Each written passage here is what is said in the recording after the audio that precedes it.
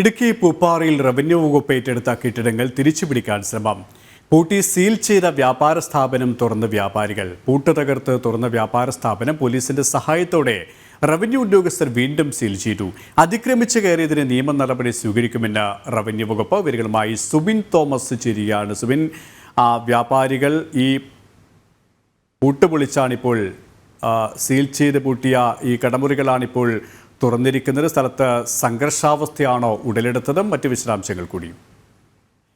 നിലവിൽ സംഘർഷാവസ്ഥ ഒന്നും തന്നെ ഇല്ല. കഴിഞ്ഞ ഫെബ്രുവരി മാസത്തിലാണ് ഇത്തരത്തിൽ ഈ പന്നിയാർ പുഴ കയ്യേറി, അതുപോലെ തന്നെ റോഡ് പുറമ്പോക്ക് കയ്യേറി കെട്ടിട പണിത പൂപ്പാറയിലെ ഈ കെട്ടിടങ്ങളെല്ലാം തന്നെ ഇത്തരത്തിൽ ഹൈക്കോടതി ഉത്തരവിനെ തുടർന്ന് സീൽ ചെയ്തത്. ഇതിന് ശേഷം മാസങ്ങളായി കടകളെല്ലാം തന്നെ അടഞ്ഞു കിടക്കുകയായിരുന്നു. എന്നിരുന്നാൽ പോലും ഇതിന് പുറത്ത് താൽക്കാലികമായി ഈ വ്യാപാരികൾ വ്യാപാരം നടത്തുകയും ചെയ്യുന്നുണ്ടായിരുന്നു.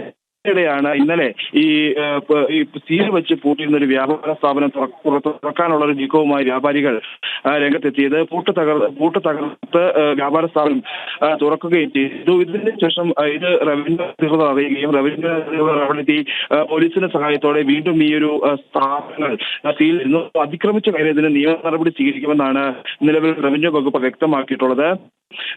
ഇത് തുറന്ന് പ്രവർത്തിക്കാനുള്ള അനുമതി ഉണ്ട് അല്ലെങ്കിൽ കോടതിയുടെ അനുമതി ഉണ്ട് എന്നാണ് വ്യാപാരികൾ പറയുന്നത്. പക്ഷെ അത്തരത്തിലുള്ള ഒരു അനുമതിയും അല്ലെങ്കിൽ അത്തരത്തിലുള്ള കോടതി രേഖകളൊന്നും തന്നെ കാണിക്കാൻ അവർക്ക് സാധിച്ചിട്ടുമില്ല. ഏതായാലും വരും ദിവസങ്ങളിലും ഇത്തരം മേഖലയിൽ നിരീക്ഷണം ശക്തമാക്കാൻ നിലവിൽ പോലീസിന് നിർദ്ദേശം നൽകിയിട്ടുണ്ട്.